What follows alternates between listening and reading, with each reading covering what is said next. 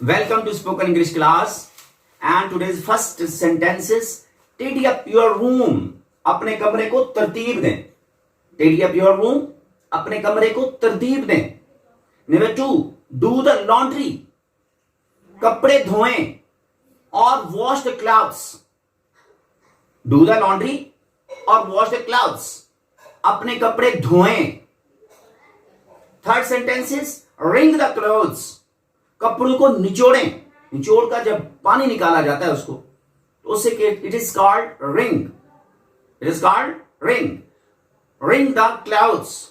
कपड़ों को निचोड़ें. Got it dry please.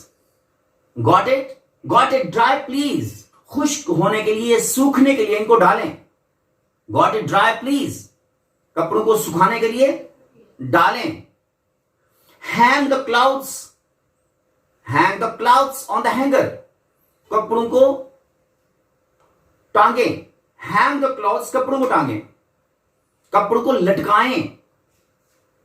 कपड़ों को लटकाएं. Hang the clothes. कपड़ों को लटकाएं. Fold the clothes. कपड़ों को तह लगाएं. कपड़ों को तह लगाएं. Iron the clothes. कपड़ों को प्रेस करें.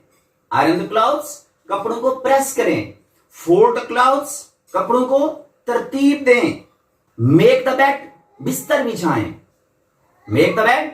बिस्तर बिछाएं.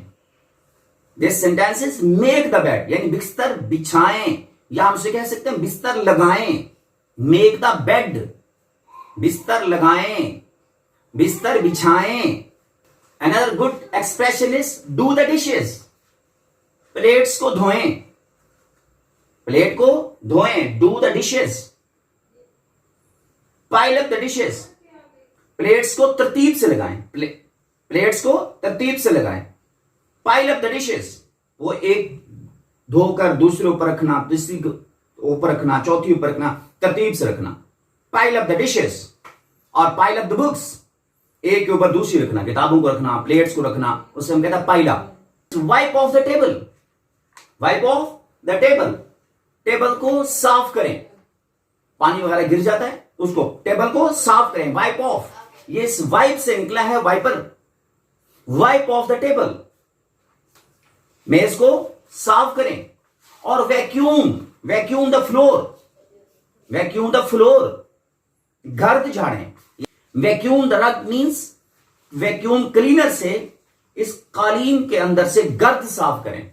गर्द निकालें. वैक्यूम द रग प्लीज. इस कालीन में से गर्द को झाड़ें. और जिससे हम आमतौर पे बुक्स वगैरह और चीजों को डस्टिंग करते हैं. Do the dusting. गर्द झाड़ें. Do the dusting. गर्द झाड़ें. See you in next class. अल्लाह हाफिज.